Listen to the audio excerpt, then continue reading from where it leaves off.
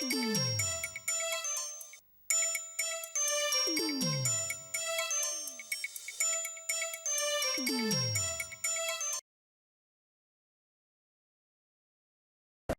was a problem. Like, people were, the fact that we were treated so badly by the police whenever we were out there at rallies and things like that, they were really heavy with the women, and I think that was a discriminatory sort of censorship on people's, women's values and what they were trying to do. So, yeah, I think all of that sort of stuff seems, I don't know whether it's because I've gotten older and I'm doing different things, but it just seems to be not an issue. But maybe it is, maybe that's what's going to come up at this conference this weekend. Like, I think it's really surprising that they're having a feminist conference, because in my day, feminism was a dirty word, and young women, like I've taught in universities and that, lots, I've just finished at Swinburne, you try and mention the word feminist and the young women wouldn't even want to know about it. It's not part of their life, their culture, their history. It's not something they're addressing, but all of a sudden you've got this huge national conference addressing it. I think it's terrific. Okay, well, let's go back to the 70s, a bit earlier, when gay liberation was happening. Yep. I remember that distinctly. It happened at Melbourne University, and even though it was titled gay liberation, it was very much a male-based thing, and women really didn't have a voice, I don't think, then. Even in '83, I went and lived in Sydney for 5 years, and I was part of one of the Mardi Gras situation there. Same old problem, gay liberation, these men had grown out of gay liberation and they were doing the Mardi Gras, but there wasn't much role for women, so it was really in an opposing sort of context. I don't know if I'm addressing your question, but I'm just trying to think of the minority group that I was involved in. Women really didn't have a voice, and it only sort of happened later now. Why did it happen? I think women just got stronger generally for some reason and started standing up to this fact. But then you had separatism, right? So then women left gay liberation, started doing their own thing, and then I guess what's brought gay men and women back together is the fact of the dreaded disease that has, taken lives, that are mutual friends with people. And I think that's been a sort of an embracing thing where people have actually come together through grief. That's my experience, anyway. And it's happened a lot around me over the years. So I think I've become more tolerant, in a sense.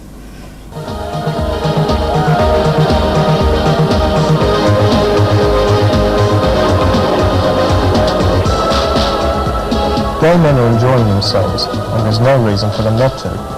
However, since the AIDS scare, life is not as simple as it used to be. To protect our health, it's important we take some precautions in our sex lives. Now, that doesn't mean we have to give up sex, far from it. It just means that we have to change some of the aspects of the ways we have sex. Australia was one of the earlier countries to actually sort of start looking at HIV in a sort of meaningful and constructive way.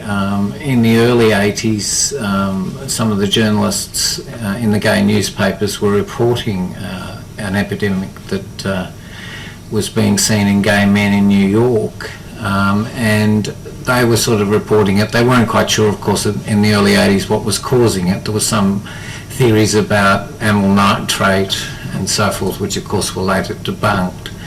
But it was sort of our news, it was gay community news at that stage. I was a member of that collective, and I remember us sort of wondering what this meant, whether it actually had arrived in Australia at that stage, and unfortunately it had, although the tests for HIV were not available in this country until 1984.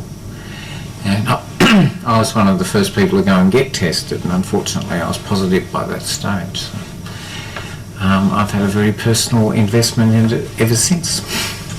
To a considerable extent it did, yes. AIDS was a great mobilising thing during those years.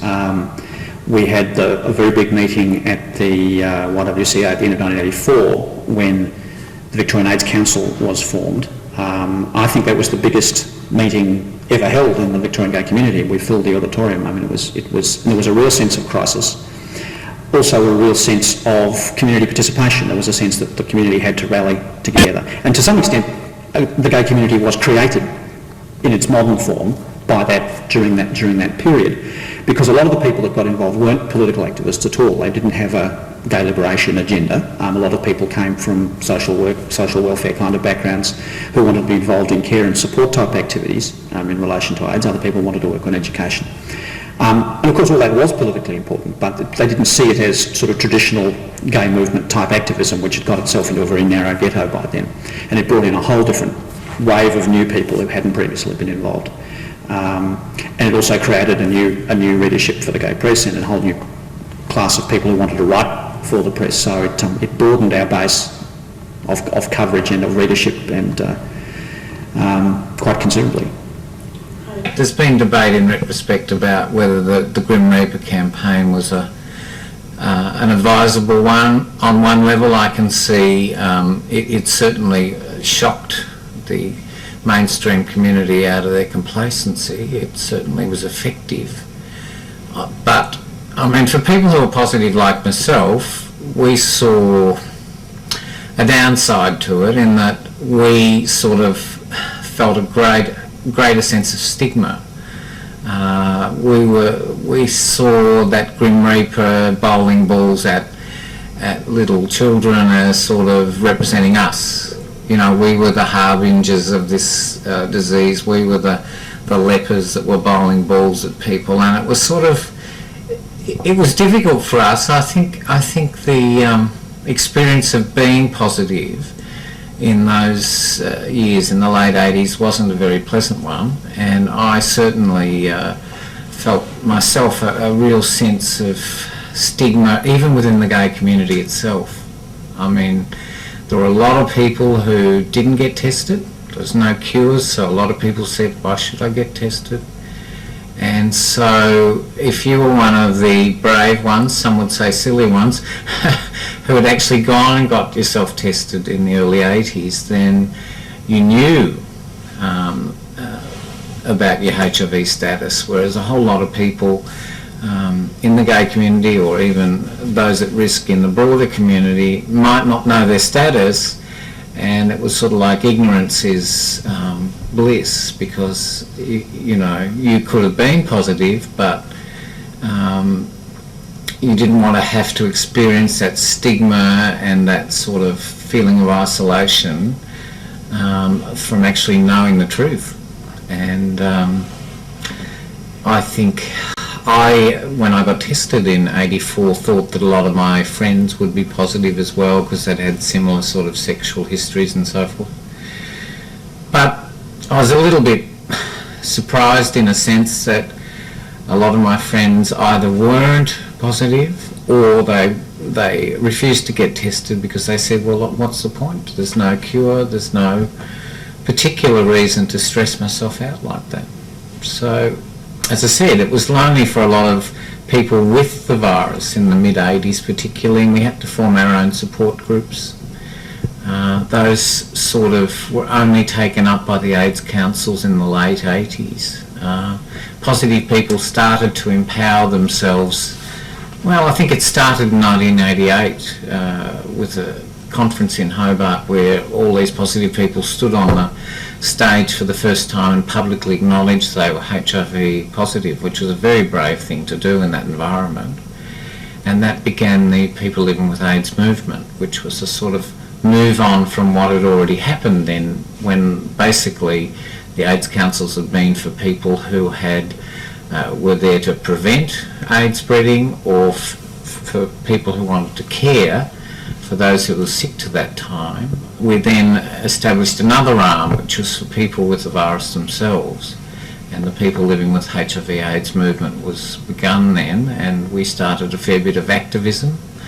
The ACT UP movement started, and it was an exciting, if also terrible time, because that was when You know, the bulk of the deaths and sickness were happening in the late 80s through to probably the mid-90s before the new treatments sort of made a bit of a difference. I can't say that they made a complete difference. People, as we know, are still getting sick and dying, but by about 94, 95, things were really starting to improve. That's excellent.